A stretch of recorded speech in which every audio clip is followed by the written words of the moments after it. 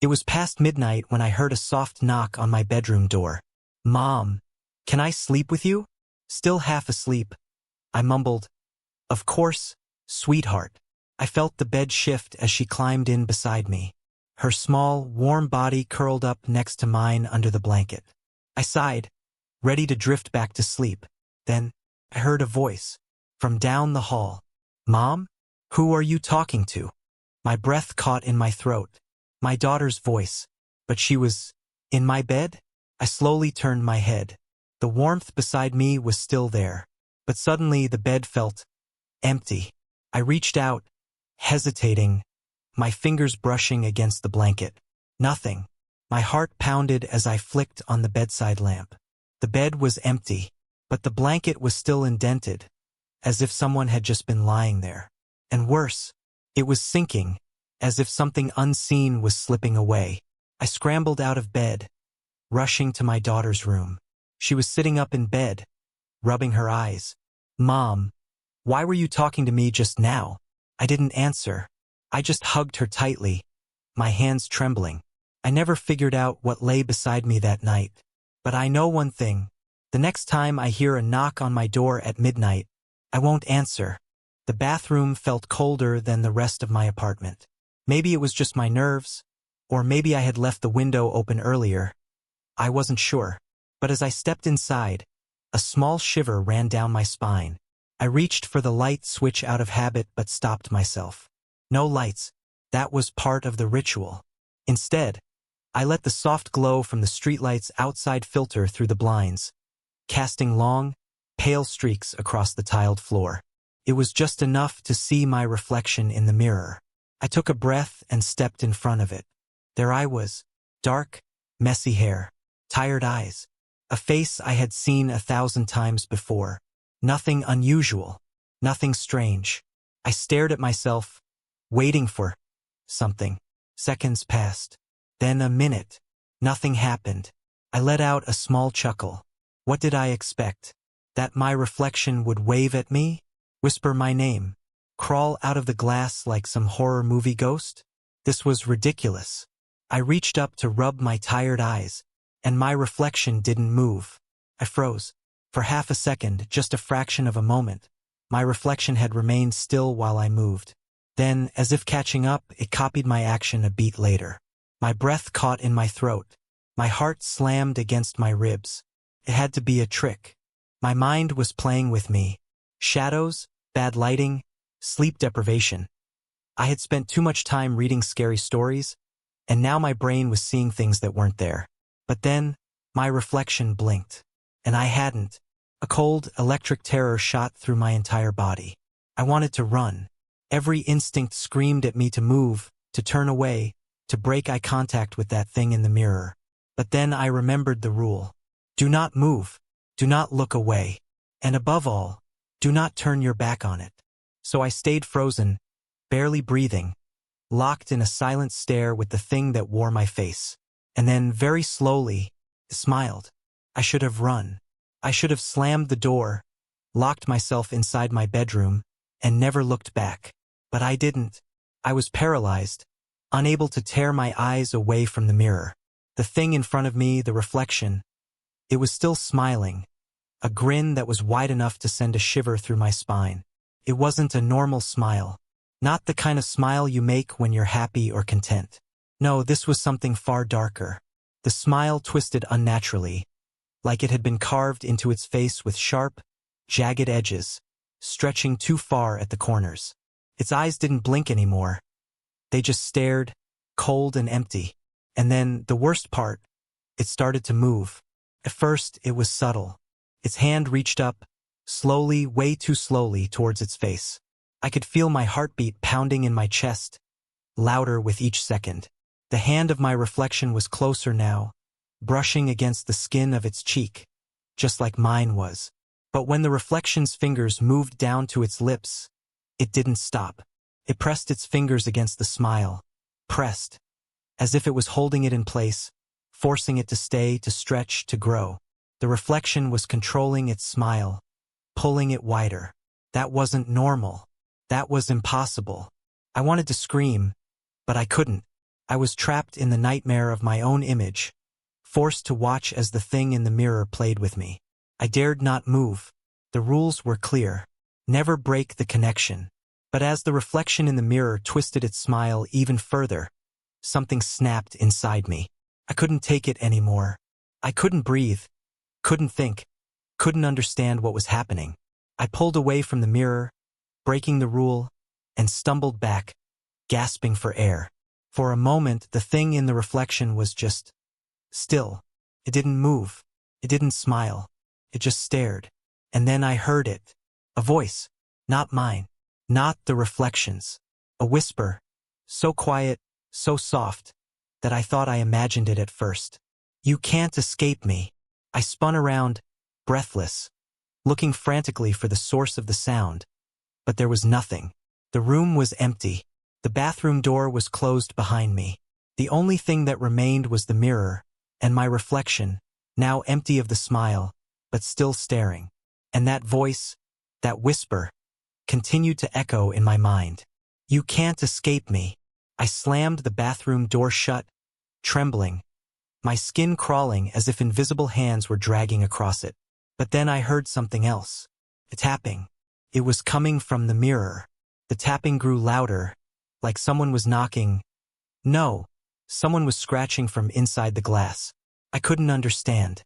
I ran out of the bathroom, slamming the door behind me, but the sound of the scratching followed. Every step I took, it was there, scratching. I grabbed my phone from the counter and dialed the first number that came to mind, Mom. But before I could hit the call button, I heard it again. A voice. I'm still here. And this time, it didn't come from the bathroom. Came from behind me. I froze. I turned slowly, and I saw myself standing in the hallway behind me. I thought I was losing my mind. There, in the dim hallway, was me. My reflection, standing perfectly still, watching me with those same vacant eyes, the same unsettling grin. Couldn't breathe. My heart felt like it was trapped in my throat. How is this possible? I was standing right here, looking at the hallway. And yet, there I was, behind me. The real me should have been looking at that mirror, still standing in the bathroom, terrified, trying to understand the impossible situation I was in. But no. The me in front of me was alive. Alive and staring. I swallowed hard and took a cautious step back. I didn't want to provoke it, but at the same time I couldn't stand there and do nothing. Every instinct in my body screamed for me to run, but my legs felt like lead. I was paralyzed. The reflection, no, the other me, didn't move. It didn't even blink. But there was something different. A strange aura of malevolent presence surrounded it, like it wasn't a reflection anymore. It was alive, and somehow it was aware of me. I couldn't take my eyes off it. The moment I dared to look away, I knew it would be gone, vanishing without a trace, slipping back into whatever hellish dimension it had come from. I had to act. I needed to do something. I grabbed the nearest object I could find, my phone, still in my trembling hand, and pointed it at the figure. My fingers fumbled as I opened the camera app, knowing it was insane, but at this point, what wasn't? I had to capture it to prove to myself that this was real. But as soon as I aimed the camera at the reflection of myself in the hallway, something changed. The figure smiled again, that same twisted, jagged smile. Its eyes widened, glowing now, flickering with an unsettling light that made my pulse race. I backed away further, shaking, but the figure mirrored my every movement. It was copying me. The smile, the eyes, the movements. It was getting closer, and each step I took away from it, the reflection took an even quicker step toward me, inching closer. It was only a matter of time before it was right behind me. I tried to call out, but my voice caught in my throat. What was this? Why was it copying me? And why was it getting so aggressive? I needed to get out of there. I turned to run, but as I moved, I heard something I couldn't ignore.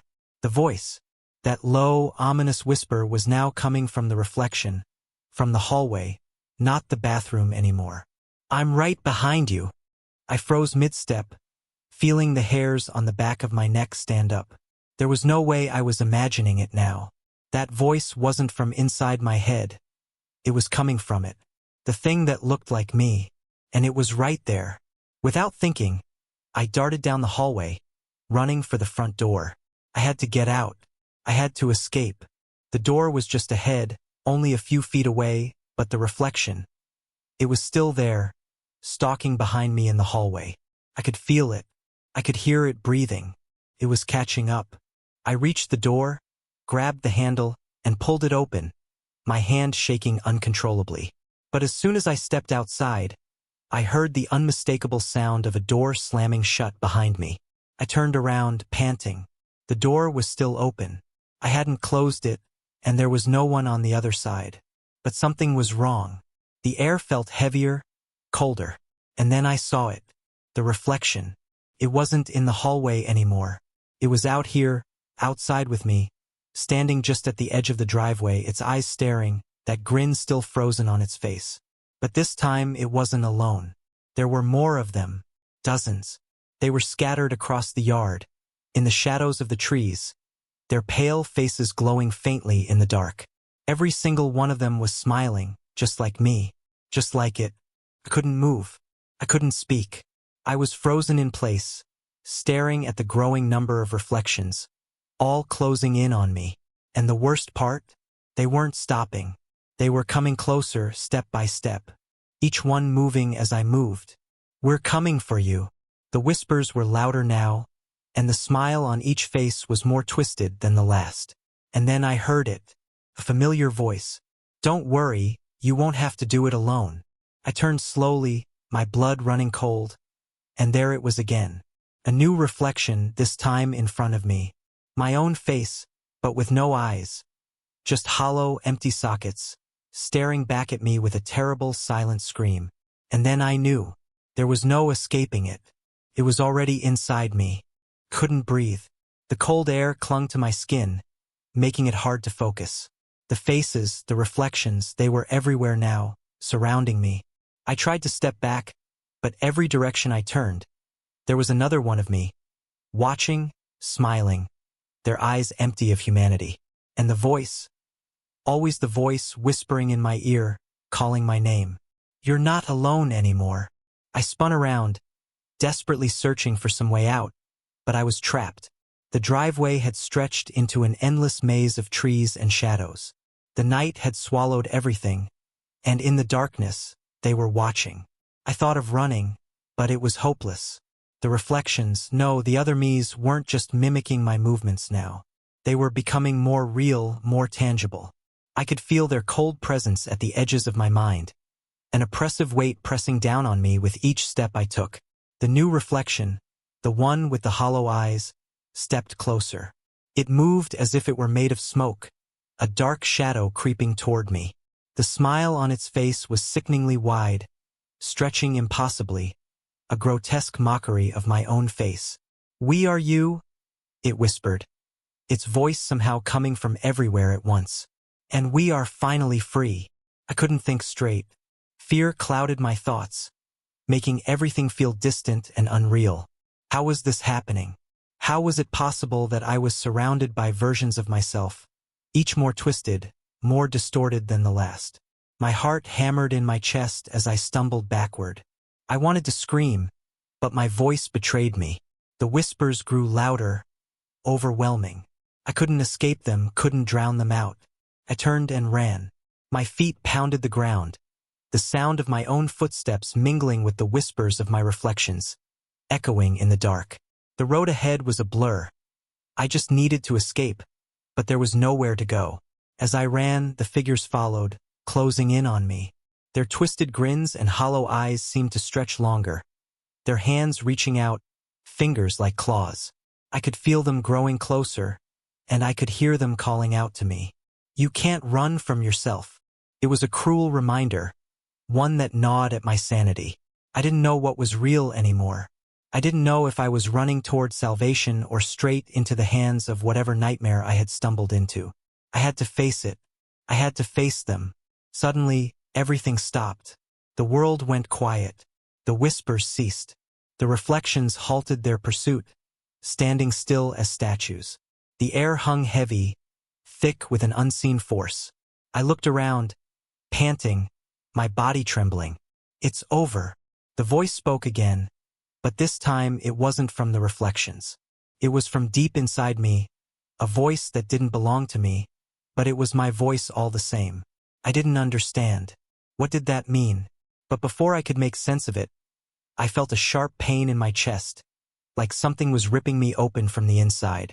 My breath caught, and for the first time, I felt an unbearable weight, as though the very essence of who I was being pulled from me.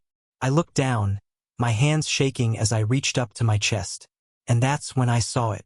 There, in the reflection of the moonlight, my hands were dark, shadowy, as though they no longer belonged to me.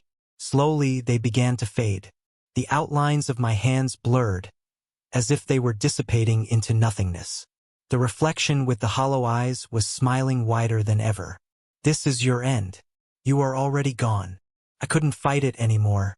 The last shred of my identity, my humanity, was slipping away, like sand through my fingers. My vision blurred, the world around me fading. They had won. The reflections didn't need me anymore. I was just a shell, a shadow, an empty vessel for them to fill. I could feel them, feel the others, pushing inside me, becoming me, as they absorbed everything I had ever been. I was no longer the person I had been when I walked into this nightmare. I was something else now, something other. And then, just as the last sliver of my mind slipped into darkness, I heard the voice again.